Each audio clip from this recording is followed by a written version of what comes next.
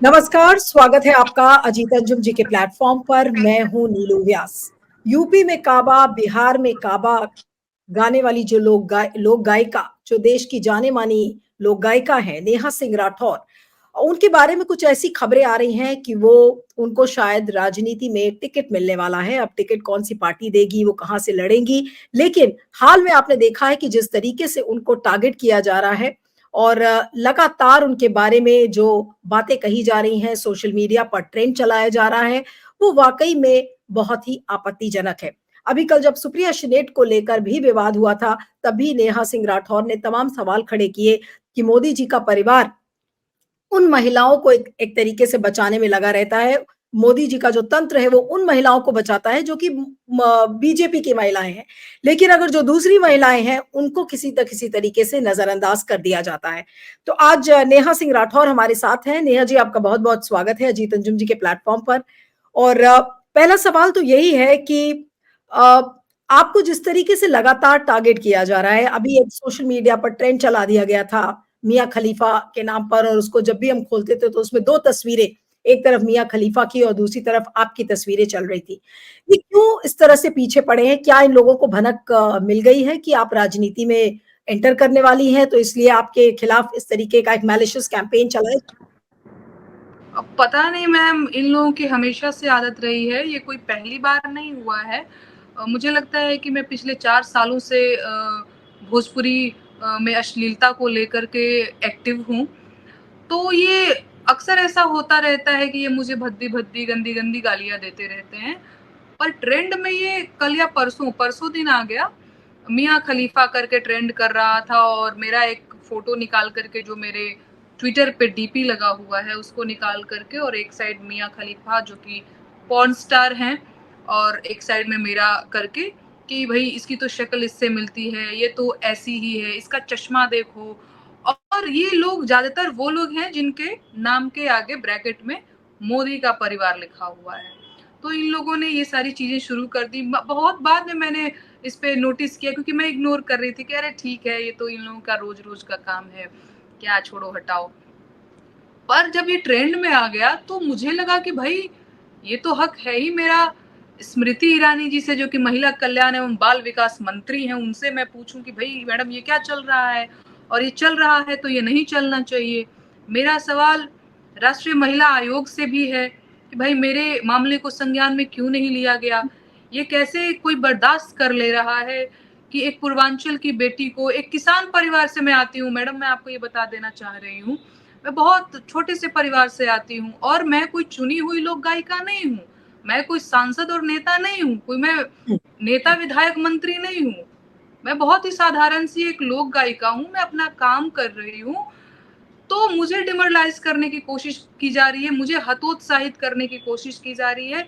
इन लोगों ने इससे पहले भी कई बार कोशिशें की हैं, मेरे गीतों पे एफआईआर दर्ज कराए हैं, मुझे नोटिस भेज करके डराने धमकाने की कोशिश की है। लेकिन इस बार वो अलग तरीके से मुझे हतोत्साहित करना चाहते हैं कि भाई किसी भी लड़की को हतोत्साहित करना है तो सबसे पहली चीज आप उसके कैरेक्टर पे उंगली उठा दो। तो मुझे जो है अपमानित किया जा रहा है और मेरी बात कोई नहीं सुन रहा है। मेरी बात मैं लगातार स्मृति ईरानी जी को टैग करके पूछ रही हूँ, क्योंकि वही माध्यम है, डायरेक्ट तो मैं उनसे मिल नहीं सकती, बहुत बिजी रहने वाले वो लोग हैं। फॉर्चूनर का और बड़े बड़ी गाड़ियों का काला शीशा उनका नीचे तो होता नहीं है कि मैं जा करके उनसे डायरेक्ट बातचीत कर लूं। पर मैं क्या इस देश की बेटी नहीं हूँ? मेरे को सार्वजनिक रूप से अपमानित किया जा रहा है, लगातार एक फुहड़ ट्रेंड चलाया जा रहा है मेरे बारे में। मोदी जी के परिवार से ताल्लुक रखने वाले लोग ऐसा काम कर रहे हैं, तो मेरा सम्मान नहीं है। मेरा सम्मान इस देश के सम्मान से नहीं जुड़ा हुआ है। मैं नारी शक्ति नहीं हूँ। नारी शक्ति और शक्ति स्वरूपा की बात करने वाले लोग अपने मुंह में दही क्यों जमाए बैठे हैं? आपने कभी स्मृति ईरानी को डायरेक्ट कोई चिट्ठी या कुछ लिखा कि वो इस तरीके की जिस तरीके से ट्रोलिंग आपकी होती है, कम से कम वो संज्ञान तो ले? आपने कभी राष्ट्रीय महिला आयोग को लिखा? कल राष्ट्रीय महिला आयोग देखिए तुरंत सुप्रिया शिनेट के मामले में उसने चुनाव आयोग को चिट्ठी लिख दी। तो क्या आपने कुछ ऐसी चिट्ठी लिखी है कि आपके साथ किस तरीके का न्याय हो रहा है सोशल मीडिया पर, और कम से कम ये संज्ञान लिया जाए? आपने उनको क्या कभी देखिए कोई पत्र लिखा? देखिए सोशल मीडिया पे ट्रोलिंग कई दिनों से हो रही है। मैंने हमेशा से उसको यही समझा कि ठीक है यार, करने को बहुत सारा काम है।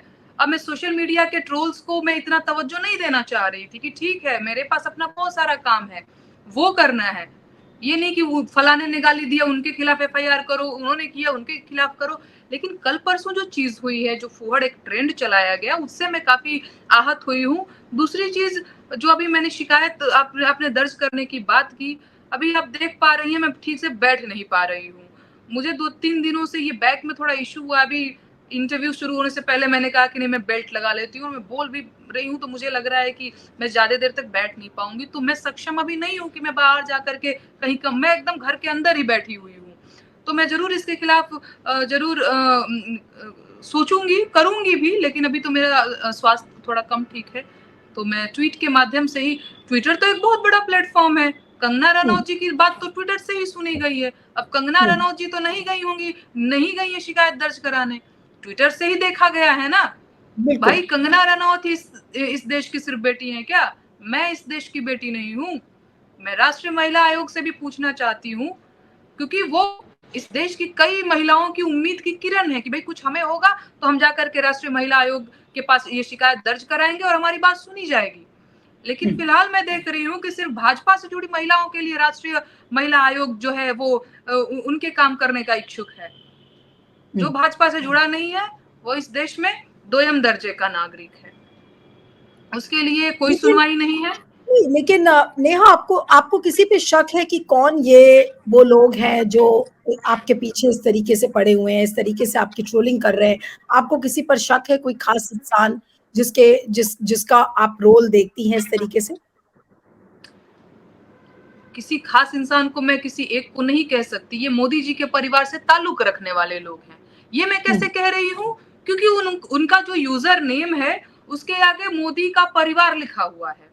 मुझे ट्रोल करने वाले लोगों में से ज्यादातर लोग मोदी जी के परिवार से ताल्लुक रखने वाले लोग हैं, जो मुझे भद्दी भद्दी गालियां देते हैं। नहीं, लेकिन प्रधानमंत्री जैसे जी नारी शक्ति की बात करते हैं और इनके परिवार वाले मुझे गंदी गंदी गालियां देते हैं। नहीं, जैसे कि जो मियाँ खलीफा का ट्रेंड चलाया गया, अब वो ट्रेंड तो अचानक से ऐसे नहीं चला होगा, कुछ सोच समझकर, सोची समझी रणनीति के तहत इसको किया गया होगा।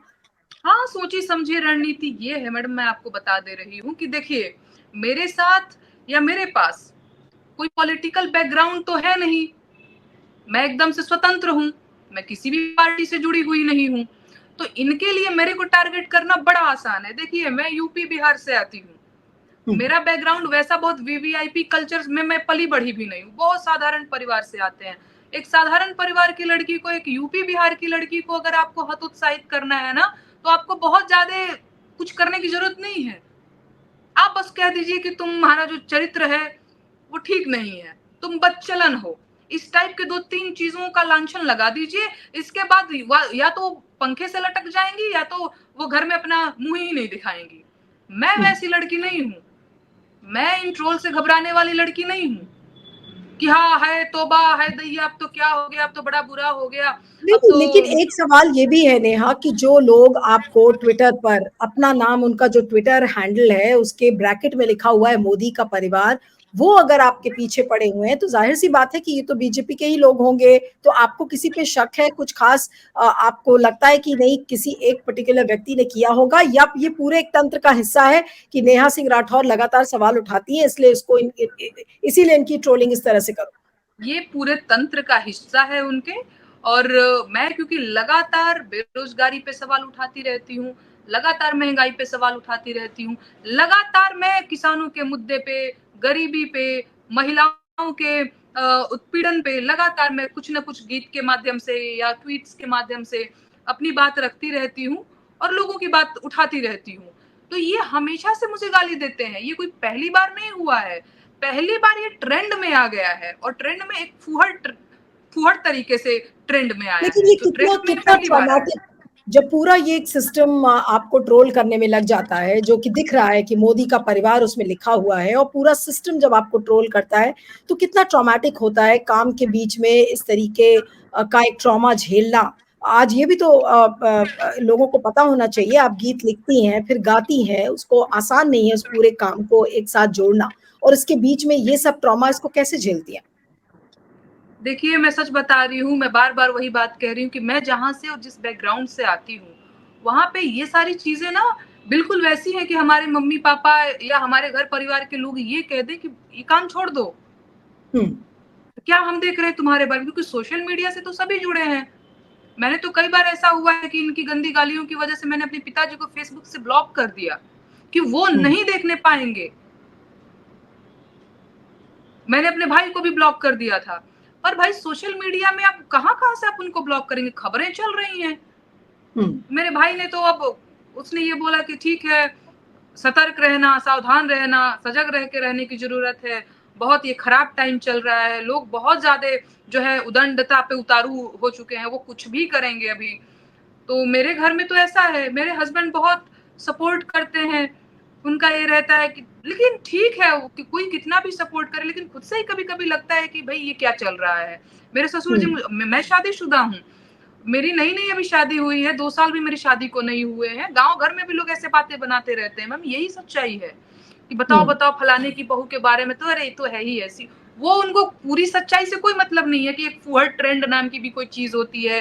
बीजेपी का आईटी सेल है जो कि बहुत ही फूहड़ और अश्लील है, जो सिर्फ़ नारी शक्ति की बात करता है अपने भाषणों में। एक्चुअल में वो नारी को कोई सम्मान नहीं देता है, नारी को हमेशा अपमानित ही करता रहता है। तो हुँ। गाँव देहात के लोग जो ट्विटर नहीं चलाते हैं या जो सोशल मीडिया पे बहुत कम एक्टिव हैं या जहाँ पे इंटरनेट काम नहीं कर रहा है, वो एक कोई उड़ती-फिरती खबर देख लिए, वो मान लिए। हुँ। जैसे आपको मैं ये बता रही हूँ, जैसे एक साइड में मियाँ खलीफा की फ़ोटो है, एक साइड में मेरी फ़ोटो, कोई कहीं से देख लिया उड़ता च कि हाँ, ये तो ऐसा है। उसको दोबारा उस पे रिसर्च नहीं कर रहा है कि पूरी खबर क्या है। हुँ। और ये चीज़ें ये भ्रम फैलाने में इनका जो मशीनरी है, वो बहुत ज़्यादा स्ट्रॉन्ग है और ये पूरा एक स्ट्रैटेजी के तहत, एक प्लानिंग के तहत किया जा रहा है। मुझे देखिए नेहा, डिफेम आपने करना कहा कि एक गाँव में आप गाँव परिवार से हैं, किसान परिवार से हैं, तो गाँव का जो पूरा जो फैमिली सिस्टम होता है और वो ज़ाहिर-सी बात है कि इन चीज़ों को वो उतना अच्छे से नहीं समझ पाएगा जितना आप झेल रही हैं और खुद अपने सामने होता हुआ देख रही हैं। तो गाँव का प्रेशर, फैमिली का प्रेशर जो बड़े-बूढ़े जो बुज़ुर्ग होते हैं फैमिली में, उनको आप कैसे जवाब देती हैं? क्या बोलती हैं जब इस तरीके की एक व्याकुलता मन में आती है और जो भी बड़े होते हैं फैमिली में यही सोचते हैं कि अरे भई, कहाँ फँस गई बेचारी बच्ची मेरी। तो उस चीज़ को कैसे झेलती हैं फिर आप? देखिए, मुझे अभी भी याद है जब मुझे यूपी में काबा के दौरान नोटिस आया था, तो मेरी माताजी बहुत घबराने लग गई थी। मेरी माताजी बहुत धार्मिक है, तो उन्होंने तो पूरा एकदम से हरि कीर्तन बैठवा दिया था घर में कि नहीं हरि कीर्तन करवाऊँगी मैं अपनी बच्ची के लिए। वो हुँ। उनको नहीं पता है बहुत उनको उनको नहीं पता है कि उनकी बेटी ने कोई अपराध नहीं किया हुआ है। ये सरकार ही ऐसी तानाशाह है कि वो छोटे-छोटे बच्चों को भी परेशान करने में लगी हुई है। तो मैंने अपनी मम्मी को बताया कि अरे कुछ नहीं होगा, मैं कोई क्रिमिनल नहीं हूँ, मैंने मर्डर नहीं कर दिया है किसी का कि मेरे को कोई ऐसे ही बिना मतलब का ही जेल में उठा के डाल देगा। तो मैं अपनी मम्मी को बताती रहती हूँ कि मम्मी हम एक लोकतांत्रिक देश में रहते हैं। ये देश संविधान से चलता है, किसी एक पार्टी कोई नहीं चला सकता है, पार्टी आती-जाती रहती है। इस देश को चलाने के लिए संविधान है, संविधान ने हमें आज़ादी दे रखी है कि हमारा अधिकार है सवाल पूछने का। तो हम सवाल पूछेंगे, हमने कोई गुनाह नहीं किया है। नहीं तो जो क्या अब सरकार है आपकी उसको माताजी अब ज़िम्मेदारी आपकी लेनी माताजी नहीं तो आप क्या अब आपकी माताजी और फैमिली जो मेंबर्स हैं, आपने कहा आपके हस्बैंड सपोर्ट करते हैं, लेकिन माताजी और बाकी जो आपके भाई हैं और जो बाकी मेंबर्स हैं, क्या वो अब इस असलियत से वाकिफ़ हो गए कि भई ठीक है, इसी ज़िंदगी के साथ अब नेहा सिंह राठौर को आगे चलना है? देखिए, एकदम ठीक बात है कि मेरी देखिए एक और चीज़ है, मेरी मम्मी अच्छा मैं अपने घर में थोड़ा बदमाश बच्ची रही हूँ, बदमाश मतलब नहीं सुनूँगी मैं, मुझे जो करना है मैं वही करूँगी। ये जो मैंने काम चुना है, ये मैंने खुद से ही चुना हुआ है और मुझे मोटा-मोटी आइडिया था कि जो मैं कर रही हूँ उसमें ये सारी चीज़ें आएँगी। हुँ। तो ऐसा नहीं है कि मैं कोई ऐसे सो करके जगी और मुझे पता ही नहीं चल रहा कि ये क्या हो रहा है। मुझे पता है कि ये जो चल रहा है वो क्या चल रहा है। लेकिन हाँ, मम्मी जो हैं अभी भी परेशान हो जाए वो मम्मी है ना मेरी, वो कभी भी परेशान होना नहीं छोड़ेंगी मुझे लगता है। उनको कितना भी आप समझा लो, वो बिल्कुल परेशान हो जाती हैं। मेरा भाई मुझे जो है वो प्रोत्साहित करने की कोशिश करते हैं कि ठीक है, सतर्क रहना, सावधान रहना, समय खराब चल रहा है। इस तरीके से वो बात करते हैं। नहीं, लेकिन कब कई बार होता है नेहा कि जब आप कहते हैं कि समय खराब चल रहा है, लेकिन जब रियलिटी में जब चीज़ें सामने होती हुई नज़र आती हैं, तो वो चीज़ बड़ी डिफ़िकल्ट लगती है। और लेकिन परिवार को तैयार करना, परिवार मेंटली प्रिपेयर्ड रहे इन चीज़ों के लिए। अब जो जिस तरीके की खबरें आ रही हैं आपके बारे में कि आप शायद राजनीति में जाएँगी और मनोज तिवारी का आप बहुत ज़्यादा ऑपोज़िशन कर रही हैं। मनोज तिवारी के बारे में आपने उनके कई अश्लील ऐसे गाने हैं जिसके बारे में आपने ट्वीट किया था। मैं आपसे सुनना चाहती हूँ कि आपको उनकी कौन-सी चीज़ इतनी खराब लगी और क्या भोजपुरी गानों में ये चीज़ें नॉर्मल हैं या फिर मनोज तिवारी एक अलग से ही अपना एक नया आयाम बनाने की कोशिश कर रहे हैं? देखिए, भोजपुरी में ये कोई पहली बार नहीं हुआ है और मनोज तिवारी जी का ज़िक्र तो मैं पिछले कुछ दिनों से काफ़ी सक्रिय हुई हूँ और लोगों को बता रही हूँ इन लोगों की जो असली पोल है, जो कि भाजपा से सांसद हैं। देखिए, भोजपुरी में अश्लीलता बहुत दिनों से है और शुरुआत इसकी मनोज तिवारी, रवि किशन, निरहुआ जी जैसे लोगों ने किया है। कैसे किया है? मैं कुछ गीतों के साथ मैं आपको इसको बताना चाहूँगी और ये सवाल इसलिए भी क्योंकि भाजपा मनोज तिवारी जी को तीसरी बार टिकट दे चुकी है। अभी एक और एग्ज़ैक्टली। पवन सिंह जी को टिकट दिया था बंगाल के आसनसोल से। बहुत फूहड़ गायक, गोदी में लेके जन खो दी है जीजा जी। पता नहीं आप भोजपुरी समझती हैं कि नहीं नीलू मैम, मुझे नहीं पता। नहीं, नहीं, मैं आप बोलिए क्योंकि व्यूअर्स को भी समझ में आएगा, मैं समझती हूँ, ऐसा नहीं है। आप बोलिए, ठीक है। आप उदाहरण के साथ इतने बताइए। गंदे हाँ, इतने गंदे-गंदे गीत ये लोग गाते हैं कि आप अपनी फैमिली के साथ बैठ कर के सुन नहीं सकते हैं और फैमिली तो हुँ। छोड़िए, फैमिली के साथ बैठ कर के सुनने का किसी के पास टाइम नहीं है। आप ऑटो में जाएँगी वो गाना बज रहा है, आप बस में जा रही हैं वो गाना बज रहा है। भाई सब कोई वीवीआईपी तो है नहीं कि सबके पास अपना-अपना फॉर्च्यूनर है। आम जनता तो पब्लिक ट्रांसपोर्ट से ही सफ़र कर रही है ना, तो आप जहाँ जाओगे इनके गंदे फूहड़ गीत मिलेंगे। फटाफट खोल के दिखाओ। कब देबू, कहाँ देबू, कब डाली, कहाँ डाली, देवेला बानी तैयार, लेवेला बानी। इतनी फूहड़-फूहड़ और गंदे-गंदे इनके बोल हैं कि आप इनको सुन नहीं पाएँगी। मैं क्योंकि 4 सालों से भोजपुरी बचाओ आंदोलन चला रही हूँ, मैं बिल्कुल अकेली हूँ, इस लड़ाई में कोई भी मेरे साथ नहीं है, क्योंकि सबको सत्ता की चाटुकारिता करनी है, सरकार को जो है वो भाजपा को खुश रखना है। मैं इस लड़ाई में बिल्कुल अकेली हूँ। तो भोजपुरी क्योंकि मनोज तिवारी जी मेरे ही जिले से आते हैं, भोजपुरी मैं भी समझती हूँ, भोजपुरी में उन्होंने गाने गाए हैं, तो वो भी जानते हैं भोजपुरी को। तो इन लोगों ने जो भोजपुरी भाषा को बर्बाद किया है, एक दुनिया भर में बर्बाद किया है, ये बोल-बोल करके कि नहीं भोजपुरी तो यही है। अभी आईपीएल में कोई कमेंट्री कर रहा था भोजपुरी को लेकर, उसपे भी मैंने ट्वीट लिखा हुआ था। मैं हुँ, बता नहीं हुँ। सकती वो इतना गंदा बोल था कि मैंने कहा भाई पूर्वांचल के लोग जो है भांग खा कर के सो गए हैं क्या, जो ताली पीट रहे हैं लोग कि नहीं बहुत मशहूर हो रहा है हमारा भाषा। मशहूर नहीं हो रहा है, उसे अपमानित किया जा रहा है भाई, उसके साथ बेहुदा मजाक किया जा रहा है। हमारा भोजपुरी लहंगा चोली लिपस्टिक नहीं है, हमारी लेकिन भोजपुरी। ये समझ जो आप कह रही हैं, मे बी आप महिला हैं, मैं एक महिला हूँ, मैं इस चीज़ को समझ सकती हूँ कि आप महिलाओं को ऑब्जेक्टिफाई करके, कमोडिफाई करके आप वहाँ पर परोसने की कोशिश कर रहे हैं लोगों के बीच में, ये कहते हुए कि देखिए ये भोजपुरी संगीत है। लेकिन सवाल ये उठता है कि मनोज तिवारी ऐसे लोगों को, और मैं उनका एक गाना देख रही थी जो कि ट्विटर पर चल रहा है और आप ही की टाइमलाइन पे शायद वो कहीं न कहीं पड़ा है, जिसको लेकर बड़ा ऑपोज़िशन भी हुआ है कि उन गानों में महिलाएं भी साथ में नाच रही हैं उस गाने में, जो उसको फिल्माया गया है उस गाने को, वो उसमें महिला भी नाच रही है। तो क्या महिलाओं को भी सेंस नहीं है कि उनके साथ क्या हो रहा है, उनकी गरिमा के साथ किस तरीके से लोग खिलवाड़ कर रहे हैं भोजपुरी के नाम बिल्कुल, पर? बिल्कुल ठीक बात है। ये सवाल हमेशा से मेरा महिलाओं से भी रहा है कि भाई कम से कम ठीक है, इन लोगों को तो आपकी इज़्ज़त की पड़ी नहीं है। आप तो कम से कम सोच लो, समझ लो कि आप क्या कर रहे हो, क्या गा रहे हो, किस गाने के बोल पे आप नाच रहे हो। तो आप सभी ज़िम्मेदार हो, जो भी इस तरीके की हरकत कर रहा हो, चाहे पुरुष हो या महिला हो। मनोज तिवारी जी की या रवि किशन जी, निरहुआ जी की बात इसलिए क्योंकि ये गीत इन्होंने खुद अपने मुँह से गाए हुए हैं। इसलिए ये ज़्यादा ज़िम्मेदार हैं। और गंदे और फुहड़ एक्सप्रेशन के साथ गाए हुए हैं। अभी तो मैं आपको गाने का बोल भी नहीं बता रही हूँ, बहुत से नहीं, ऐसे लेकिन गंदे नेहा गीत हैं। एक चीज़ और भी है, नेहा इस चीज़ को लेकर अवेयरनेस, जैसे आपने कहा कि भोजपुरी बचाओ का एक आपने अभियान छेड़ रखा है, और लेकिन ये जो गंदगी भोजपुरी संगीत में आ गई है, जहाँ पर जो पुरुष है वो इस तरीके के गंदे बोल गाकर, और बहुत ऑब्जेक्शनेबल है, मैंने भी जो 2-3 गाने देखे थे वो एक्चुअली सुनने लायक नहीं है, आप बिल्कुल सही कह रही हैं, और उसके वर्ड्स ऐसे हैं कि शायद उसको बोलने में भी अजीब लगेगा। लेकिन मुझे ये नहीं समझ में आता कि क्या आज आप इस लड़ाई में पूरी तरह मिले हैं या आपका किसी ने साथ दिया है, कोई ऐसा पुरुष, कोई ऐसा सिंगर जिसने कि आपका हाथ थामा हो कि भाई मैं इस लड़ाई में आपके साथ हूँ? देखिए, आपको मैं बता दे रही हूँ, मुझे याद है मैं कई लोगों को ऐसा जानती हूँ जिनके पास मैंने बोला कि भई आप मेरा साथ देंगे। कई उसमें महिलाएँ भी हैं कि भई तुम एक काम करना, मेरा साथ कैसे देना है? मेरा साथ देने के लिए आपको बहुत पैसा नहीं मुझे दे देना है। आपको बस मेरा साथ ऐसे देना है कि आप अगर अपने आप को बतौर लोक गायिका जो है समाज के सामने रिप्रेजेंट कर रही, तो आप फूहड़ गीत मत गाइएगा। आप मेरा साथ बस इतना ही करके दे दीजिए एग्जैक्टली। कि आप कम से कम मुझसे वादा कीजिए कि आप गंदे गीत नहीं गाएंगी, आप गंदे गीत नहीं गाएंगे। उन लोगों का कहना आप सुनेंगी ना, तो आप खुद ही आपको लगेगा कि अच्छा ऐसा भी लोग बोलते हैं। मुझे याद है उसको मैं दोस्त बोलती थी, पर फिलहाल वो दोस्त नहीं है। मुझे पता था कि उसके साथ मेरी अच्छी दोस्ती हो जाएगी, क्योंकि 2-4 गाने उसने ठीक किए, मैं उसका नाम नहीं लूँगी।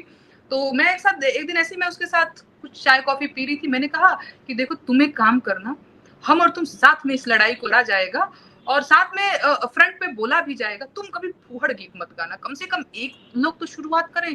तो वो कुछ दिन के बाद क्या बोलती है कि यार मुझे फलाने भैया जो कि बहुत बड़े पावर स्टार हैं, सुपरस्टार हैं, भोजपुरी के करता धरता हैं, सो कॉल्ड करता धरता, उनके साथ मुझे डुएट करना है, फीमेल वाला वर्जन मुझे उनके साथ गाना है। मैंने कहा क्यों, तुम्हारी ऐसी क्या मजबूरी आ गई?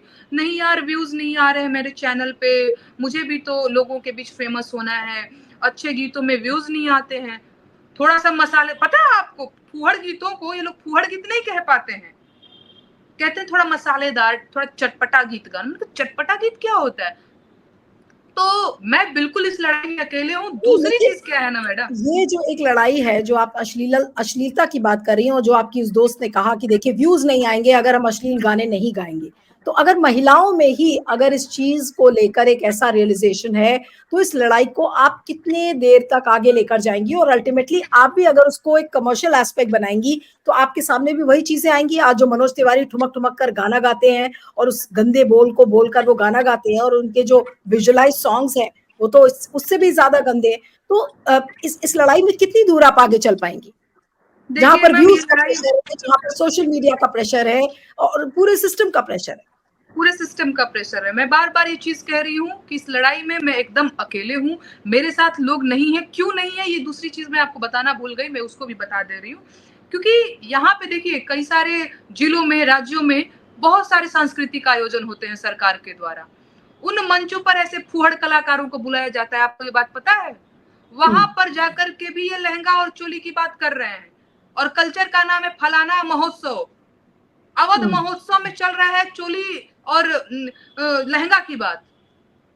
सच में अवध महोत्सव, मैं लखनऊ में रहती हूँ, लखनऊ महोत्सव होता है, रामोत्सव हो रहा है, अवध महोत्सव, बदलापुर गढ़ा महोत्सव, बहुत सारे ऐसे महोत्सव होते हैं। मुझे वहां पे नहीं बुलाया जाता है क्योंकि मैं बेरोजगारी के गीत गाती हूँ।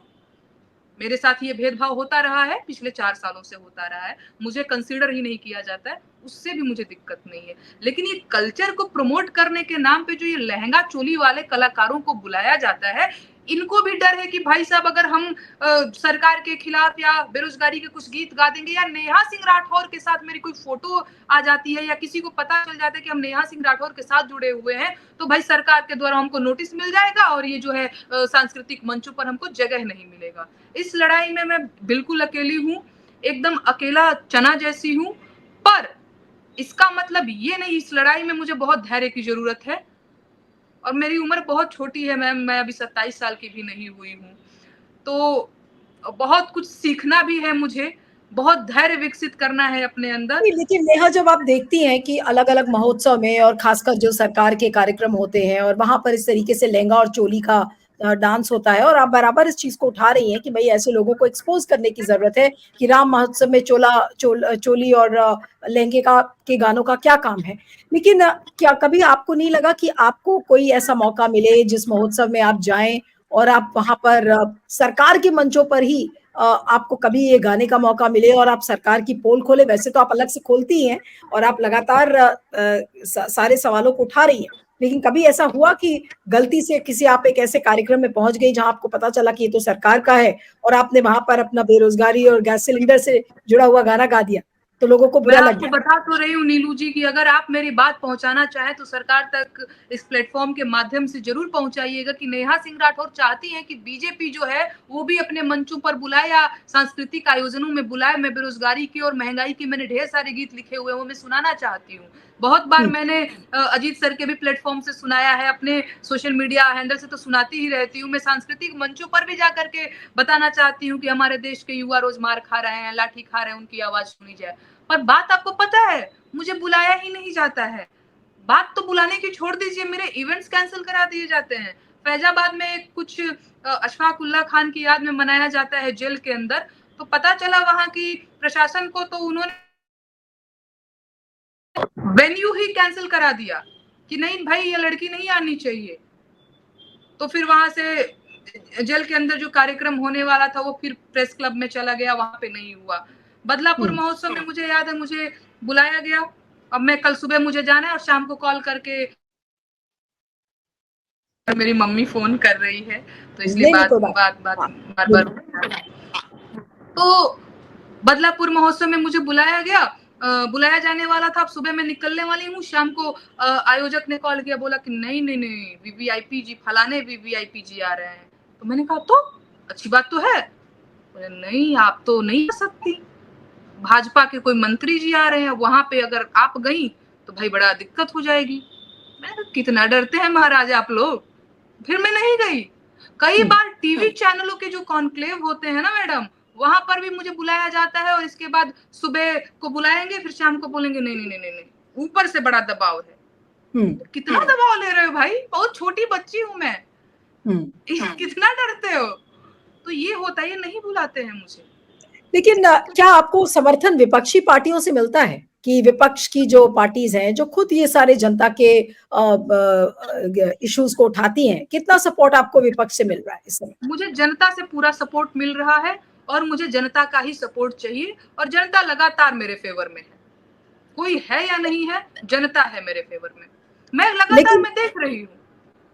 आपको आप इस समय दिल्ली में हैं, तो क्या इस समय टिकट को लेकर चर्चा चल रही है? क्योंकि ये चर्चा बहुत जोरों से पकड़ रही है कि मनोज तिवारी की जो कंस्टिट्यूएंसी है वहां से शायद आपको चुनाव लड़ने के लिए उतारा जाएगा। कितनी सच मतलब क्या तथ्य है इसमें? क्या कुछ ऐसा हो रहा है? मैं महाराष्ट्र गई थी एक इवेंट में, वहां पे किसी न्यूज चैनल के किसी रिपोर्टर ने मुझसे ये पूछ लिया कि आप जो है इलेक्शन लड़ना चाहेंगी कांग्रेस की टिकट पर, तो मैंने बस मुस्कुरा के ये कह दिया कि मैं जरूर विचार करूंगी। उसके बाद मीडिया वालों ने खूब बढ़िया हवा बनाया। सच बताऊं नीलू मैम, तो मुझे बहुत अच्छा लग रहा है। मेरे बारे में खबरें चल रही हैं चुनाव लड़ने को लेकर, सकारात्मक कारणों से मैं चर्चा में हूँ। लगातार मीडिया वाले आ रहे हैं, मेरा इंटरव्यू भी कर रहे हैं कि तुम चुनाव लड़ रही हो नेहा। मैंने कहा मुझे तो नहीं पता है, तो पार्टी तय करती होगी, या पार्टी के जो शीर्ष नेता है वो निर्धारित करते होंगे कि किसको टिकट कहाँ पे किस नहीं, सीट तो पे देना आपको है। किसी पार्टी से अप्रोच किया किसी ने? किसी पार्टी से आपको किसी ने अप्रोच किया, या आप गई अपनी मंशा को बताने के लिए कि भाई मैं चुनाव लड़ना चाहती हूँ, जनता का प्रतिनिधित्व करना चाहती हूँ? देखिए, एक दो लोगों की कॉल मुझे आई थी, उन्होंने भी मुझसे यही पूछा कि तुम्हारे बारे में खबरें चल रही है, तुम इलेक्शन लड़ रही हो, क्या तुम इंटरेस्टेड हो? मैंने बताया कि देखिए मुझे भी मीडिया के थ्रू ही पता, सच बताऊं तो मुझे ट्विटर पे पता चला, लोग टैग करके एक साइड में मनोज तिवारी का फोटो, एक साइड में मेरा फोटो लगा करके कि दिल्ली के नॉर्थ ईस्ट सीट से नेहा सिंह राठौर लड़ रही है तो जरूर जीत जाएगी। तो नहीं, मुझे तो लेकिन कभी कभी सवाल लगता है ये है, कि हाँ जी, नहीं, जनता जनता तो आपको प्यार करती है, लेकिन आपका क्या मन है? क्या आप चुनाव लड़ना चाहती हैं? क्या आप संसद में जाना चाहती हैं, संसद में बैठना चाहती हैं बतौर एक लोकसभा एमपी के रूप में? देखिए मैं ये इस पे कहना चाहूंगी कि अगर मुझे मौका मिलता है, जो काम अभी मैं स्वतंत्र रूप से बतौर लोक गायिका कर रही हूँ, जो कि बहुत ही कठिन है अभी लड़ाई लड़ पाना, अगर मुझे अवसर मिलता है, अगर कोई पार्टी मुझे इस योग्य समझती है कि मुझ पे भरोसा जताती है, तो मैं इस पे जरूर विचार करूंगी, क्योंकि मेरी जैसी लड़की के लिए ये बहुत बड़ी बात है कि कोई नहीं, पार्टी मेरे लेकिन लिए कंसिडर करे। क्या ये सही बात है कि कांग्रेस ने आपको अप्रोच किया है? क्या कांग्रेस के लोगों ने आपको अप्रोच किया है? देखिए मैम, एक दो लोगों की मुझे कॉल आई है जिसपे यही बात मुझसे पूछा गया है कि क्या आप कांग्रेस के लोगों ने आपको कॉल किया है? एक दो लोगों की कॉल मुझे आई है, और हाँ, ज्यादातर बातें देखिए मैं खुद नहीं करती हूँ, मेरे हस्बैंड हिमांशु हैं, क्योंकि मैं बहुत इन्वॉल्व नहीं होती हूँ, मुझे बहुत क्योंकि अभी थोड़ा मेरे हेल्थ को लेकर के इशू चल रहा है, तो मैं कॉल्स वगैरह भी साइलेंट ही रख रही, तो ज्यादातर बातें हिमांशु से ही होती हैं। तो एक दो कॉल्स मुझे आई, मुझसे यही पूछा गया कि आप इंटरेस्टेड हैं, आप इलेक्शन लड़ रही हैं क्या? मैंने कहा आपको किसने बताया? मीडिया वाले सारे आकर के पूछ रहे हैं कि इलेक्शन, मैंने कहा किसने बताया आपको? मतलब खबरें चली, मैंने कहा भाई मुझे भी खबरों के थ्रू ही पता चला कि मैं इलेक्शन लड़ रही हूँ, पर मुझे अच्छा लग रहा है, मेरे बारे में खबरें चल रही हैं। नहीं, लेकिन जो चुनाव लड़ने की एक जो गंभीरता है नेहा, क्या आप उसको समझती हैं कि एक वो कितनी बड़ी जिम्मेदारी है? क्योंकि ठीक है, आपका प्रोफेशन अलग है, लेकिन आपने देखा है कि किस तरीके से महिलाएं, और खासकर जो विपक्ष की महिलाएं होती हैं, आपने देखा कि उनके साथ किस तरीके का सुलूक सरकारें करती हैं, और खासकर मोदी सरकार की अगर आप बात देखें तो आज सवाल ये उठता है कि आप उसको कितना गंभीरता से लेंगी। क्या आप चुनाव लड़ने के लिए पूरी तरह से मानसिक रूप से भी आपको रेडी होना पड़ेगा? तो क्या उस चीज के लिए आप तैयार हैं कि आज अगर 2024 का चुनाव आपको लड़ना पड़ेगा तो आप मेंटली प्रिपेयर्ड हैं? आपकी ट्रोलिंग हो रही है, आपको लगातार मोदी सरकार घेर रही है, सारा एक विशेष कैंपेन आपके साथ चला। मैं आपको डराने की कोशिश नहीं कर रही हूँ, मैं खुद चाहूंगी कि आप चुनाव लड़े आप, लेकिन मेरी इन बातों को सुनकर मत जाइएगा। तो मैं लेकिन एक सवाल कर रही हूँ कि कितनी आप मानसिक रूप से कितनी रेडी है? आपका परिवार रेडी है आपको लोकसभा के चुनाव लड़वाने के लिए? देखिए, मैं आपको एक चीज इसमें बताना चाहूंगी। बीते 4 सालों में और कुछ हुआ है या नहीं हुआ है, मेरे प्रशंसकों ने तो हमेशा से मुझे दुआएं दी हैं, लेकिन मेरे आलोचकों का मैं विशेष धन्यवाद इसलिए करना चाह रही हूँ क्योंकि इन लोगों ने मुझे बड़ा कॉन्फिडेंट और बहुत बोल्ड लेडी बना दिया है। मुझे याद है पहले मेरी फेसबुक वगैरह पे लोग मुझे 4 गाली दे देते थे, मुझे समझ में नहीं आता था कि मैं बताओ बेरोजगारी के गीत गा रही हूँ, महंगाई के गीत गा रही हूँ, तो मैं तो बड़ा अच्छा काम कर रही हूँ। देश में बेरोजगारी है, सरकार से सवाल होना चाहिए, लोग मुझे गाली क्यों दे रहे हैं? तो बाद में मुझे पता चला कि ये गाली देने वाले लोग नहीं है, ये भाजपा की एक आईटी सेल है जो बेरोजगारी के सवाल उठाने वाले लोगों के पीछे लगा दी जाती है कि जाओ जाओ भैया उधर युद्ध करना है, तुम लोगों को गाली गाली गाली टाइप करना है।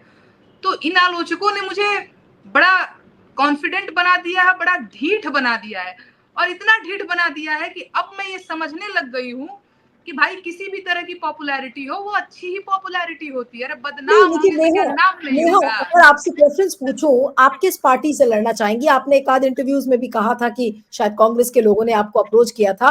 तो अगर मैं पार्टी प्रेफरेंस पूछूं, विपक्ष में तो बहुत सारी पार्टीज हैं, बिहार की पार्टीज हैं, आरजेडी है, कांग्रेस है, तृणमूल है। किस पार्टी में से आप चुनाव लड़ना पसंद करेंगी? आपका प्रेफरेंस क्या है? मैं वैसी पार्टी से चुनाव लड़ना चाहूंगी जो बेरोजगारों की आवाज उठाती हो, जो किसानों पर लाठी न बरसाए, जो मजदूरों की बात सुनती हो, जो महिलाओं की बात सुनती हो, और जो जोड़ने की बात करती हो। मैं वैसी पार्टी से चुनाव लड़ना चाहूंगी जो जनता की बात करती हो।